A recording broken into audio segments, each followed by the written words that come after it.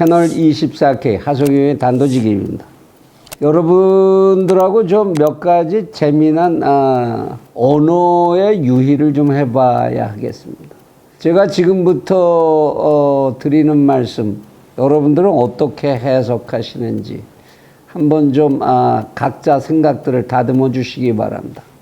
우리는 남에게서 흰머리가 나타난다. 많이 흰머리가 생긴 사람들을 보면 그 나이에 비해서 흰머리가 많아. 그러면 그 사람 그 원인을 뭐라고 얘기하나요? 대개 조기 노화인 것 같아. 노화 증상이 좀 일찍 왔구먼. 이렇게 얘기할 수 있죠. 그죠? 그런데 자기 머리가 흰머리가 많아지면 뭐라고 얘기하나요? 연륜의 상징이지. 다 연륜이 그만큼 들었다는 그런 표시 아니겠어? 이렇게 얘기하지요. 남의 흰머리는 조기 노화, 나의 흰머리는 연륜의 상징. 또 남들이 벼랑간 사라져서 은둔을 했습니다. 세상 활동 열심히 하던 사람이 벼랑간 은둔을 했어요. 그러면 대개 뭐라고 얘기하나요? 세상이 그를 버린 거지. 이렇게 보지요. 아니면 무슨 심한 병이 들었나 봐. 이렇게 얘기를 하지요. 그런데 자기가 은둔을 하게 되면 뭐라고 얘기하나요? 내가 세상을 버렸어. 아니면 나를 완성시키는 나만의 시간을 좀 갖고 싶어서지. 남들이 은둔한 거 그거를 그 사람이 진짜 마지막 자기 인생을 놓고 철학적 완성을 하려고 노력하는 것일 거야. 그런 무슨 특별한 계기를 찾았을 거야. 그래서 그럴걸? 이렇게 말해주는 경우 얼마나 있나요? 자기가 어쩔 수 없이 혼자 고립되고 혼자만 있게 됐을 때 내가 정말 이 세상으로부터 이렇게 버림받은 이유가 뭘까? 여기서 반전을 할 수 있는 방법은 뭐가 없을까? 이런 생각을 하기가 쉬울까요? 또 이런 경우도 있습니다. 남이 뭔가 한울물만을 열심히 파고 그냥 미친 듯이 쫓아다닙니다. 그러면 대개 그거를 보고 뭐라고 그래요? 한울물 파는 얘기만 막 해요. 계속 그쪽으로만 논리를 전개하고. 우물한 개구리라고 그러죠, 그냥. 사람이 너무 편협해. 우물한 개구리야. 그런데 자기가 그렇게 한 줄기의 얘기만 그냥 줄기차게 하고 나서 뭐라고 그러죠? 남들이 그렇게 얘기하면 전문성 때문이지. 나는 전문적으로 그 분야만 했잖아. 그 분야에선 내가 전문가니까 전문가의 입장으로 얘기하는 거야. 남이 하는 물을 파면 우물 안에 개구리, 편협함. 내가 한 골의 편협한 얘기만을 계속 하고 나서는 그건 전문성의 증거가 되는 거죠. 인간이 그렇습니다. 언제나 자기가 좀 성공을 했다 싶으면 이건 워낙 내가 잘나서 내가 온갖 시련을 극복하고 노력을 했기 때문에 나의 의지 덕분에 이렇게 얘기하죠. 남이 그렇게 성공을 했다 그러면 뭐라고 그럴까요? 참 운이 좋은 친구야. 어떻게 하는 것마다 그렇게 잘 돼. 그 친구 시험만 보면 붙고 말이야. 그는 조상덕을 입어서 그렇고 나는 내가 잘나서 그렇고. 내가 실패했을 때는 그건 운이 없어서 그런 거고, 남이 실패를 하면 그러게 좀 잘 좀 하고 열심히 노력을 했어야지. 그가 못나서 그런 거죠. 그죠? 우린 그렇게 이야기하기를 즐깁니다. 이렇게 똑같은 사안을 놓고 전혀 그 원인을 다르게 정반대로 우리는 해석하고 이야기합니다. 똑같은 상황을 똑같은 언어로 이야기하지 않죠. 이거를 심리학에서 귀인의 오류라고 합니다. 귀인의 오류. 좀 어렵게 들리시겠지만 돌아갈 귀자에 원인이 인자니까 어디에 원인이 있느냐 이거를 제대로 표현해야 되는데 그거를 자기 편의대로 자기 좋은 쪽으로만 이야기하는 인간에게는 그런 심리적 한계가 있다라는 겁니다. 그런데 이게 개인들이 그런다면 인간이 원래 그런 거지 뭐 이렇게 그냥 넘어가 버려도 그만이고 심지어는 애교로 보일 수도 있어요. 원래 그 인간이 그렇잖아 이러면서 그런데 공적인 위치에 있는 사람들, 특히 5천만의 삶을 이끌어야 하는 사람들, 그들에게 치명적인 효과를 발생시키는 언어와 행동들을 해야 되는 사람들, 그들이 이런 귀인의 오류에 빠진다면, 또는 그들이 이렇게 의도적으로 말에 장난을 한다면 그 폐해는 끔찍한 겁니다. 우리 대통령은 대통령 취임하고 뭐 이러저런 얘기 많이 했지만 그 중에서 무슨 얘기에 다 하지만 그 중에서 하나의 예를 좀 들어보겠습니다. 이 중에 국민들 중에서 저를 지지하지 않는 분들도 많으시겠지만 그 모든 분들을 섬겨서 통합하는 대통령이 되겠습니다. 이렇게 얘기를 했습니다. 대통령 취임하고 얼마 안 됐습니다. 대통령 취임사에도 이 비슷한 언어가 들어가 있지만요. 근데 이 양반 그 다음에 통합하는 대통령이 어떤 것이었나? 지금 와서 그 실체를 보면 어떤 것이죠? 내가 대통령이니까 나의 말을 무조건 다들 따르도록 통합하는 대통령. 그런 뜻이었던 것이 되어버렸죠. 그죠? 국민의 뜻을 내가 쫓아가는 게 아니라 나의 뜻을 국민이 통합해서 쫓아오도록 그렇게 하겠다는 뜻이었던 거였네요. 이건 앞에 얘기한 귀인의 오류하고는 조금 다른 것이 됩니다만은 이렇게 말을 가지고 인간은 얼마든지 글쎄요, 이렇게 말하면 어떨지 모르지만 장난도 할 수가 있습니다. 또 대통령은 지금 검찰총장에게 검찰총장직을 임명장을 주면서 살아있는 권력에게도 엄정하게 칼을 들이대라 이렇게 지시를 했죠. 그야말로 법무장관, 추미애 법무장관 말을 빌리면 명령을 한 겁니다. 직무상. 그래서 검찰총장이 청와대와 관련 있는 인사들 이렇게 저렇게 조사하고 수사 좀 하겠다 그랬더니 지금 보시는 것처럼 이제 난리가 난 거 아닙니까?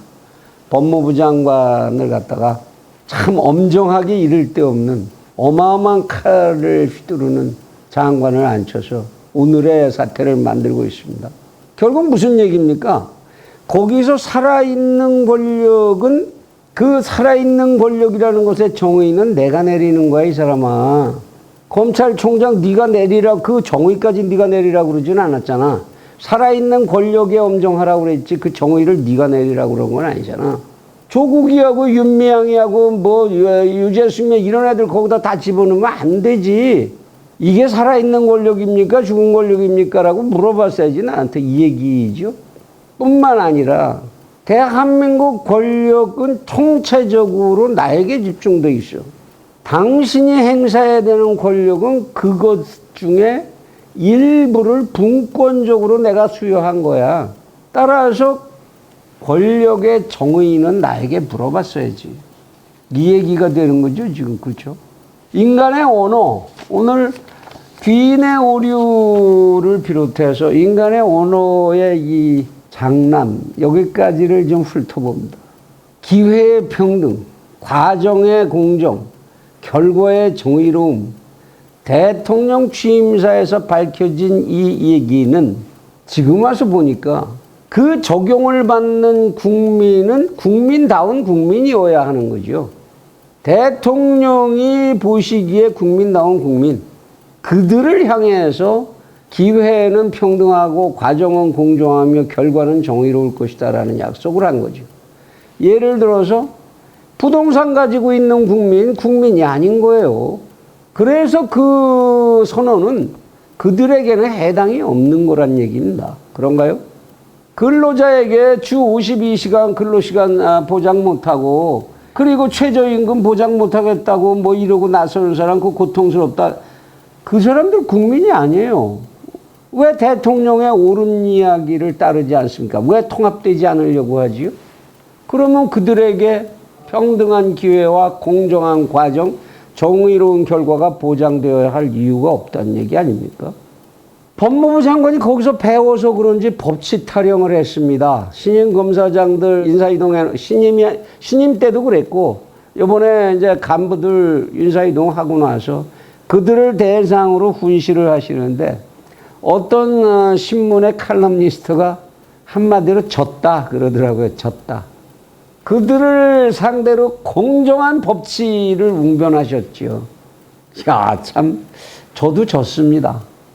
검찰청법을 통째로 마음대로 뒤집어 놓고도 이렇게 태연하게 법치 이야기를 할 수 있는 그런 법무부 장관. 왕조시대에는 있었을지 모르겠습니다. 왕조시대에 임금의 눈치나 살피고 비위나 맞추는 그런 신하들 속에 있었는지 모르겠는데 적어도 현대사회에 나라꼴 돼 있는 나라의 법무부 장관 이런 사례가 있는지. 헌법에 분명히 검사의 권한이 규정되어 있는 나라입니다. 우리는.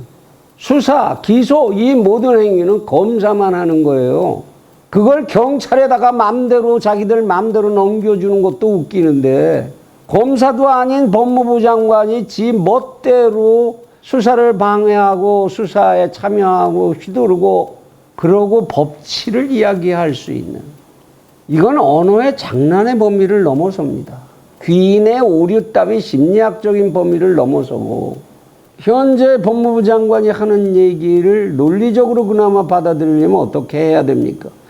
그가 말하는 검찰의 개혁은 검찰은 대통령과 장관의 지휘를 받아야 하는 지휘 계통의 하나로서 그 지휘 관계에 복종하는 것, 그것이 검찰 개혁이다라는 것 아닌가요? 그러면 됩니까? 대통령과 장관은 명백한 정무직 공무원입니다. 물론 검찰총장도 분류상으로 정무직에 해당하지만 이의 정치적 중립성을 보장하기 위해서 검찰청법을 따로 만들고 검찰총장의 임기까지 정했지요. 그래서 정무적인 해석으로부터 법치를 온전하게 지키는 기둥으로 삼고자, 검찰 조직을 그 기둥으로 삼고자 한 것이 대한민국의 법제의 취지일 겁니다. 그런데 이렇게 검찰개혁을 오로지 행정적 지휘 복종의 관계다라고만 이야기하면서 법치 이야기를 한다. 한마디로 졌습니다. 네, 졌네요. 한 세상이 반듯하게 서려면 그 세상에서 오가는 언어가 반듯해야 한다. 그것이 사리와 상식을 갖추어야 하고 따라야 한다. 언어가 깨어진 사회가 올곧게 번영하고 발전한 사례는 역사상 없습니다. 독재자들의 화려한 언어적 수사에 의해서 인류가 행복을 달성한 예는 없습니다. 사슴의 가죽에다가 날일자를 써놓고 좌우로 잡아당겨서 가로왈이라고 분명히 쓰여 있네요. 녹비의 가로왈의 고사죠. 이런 이야기가 통하는 세상, 그 세상이 어떻게 많은 이들의 생명을, 수없이 많은 이들의 생명을 올곧게 담지할 수 있는 그러한 그야말로 복받은 세상이 되겠습니까? 언어를 바로 쓰는 그러한 노력이라도 좀 해 주십시오. 여당만 그렇다고 할 것도 없어요. 야당에서도 무슨 개념도 없는 용어를 자기 고집대로 경제민주화 타령 끝난 지가 언제입니까? 이제 경제민주화 같은 거 얘기 안 해도 이 사회는 다 서로 균형을 갖추고 견제하면서 자생해 갈 수 있을 만큼 민주화된 사회입니다. 뿌리도 없는 경제민주화, 이런 말장난 좀 그만하세요. 기본소득? 전체 소득을 전부 올려줄 생각을 하세요. 제발 대한민국이 언어의 부조리로부터라도 하루빨리 벗어나길, 그런 기본적인 인격의 노력이라도 대한민국의 정치인들이 좀 해주시기를 말 안 들을 것 뻔히 알지만 미련하게도 또 한 번 당부합니다. 부탁합니다.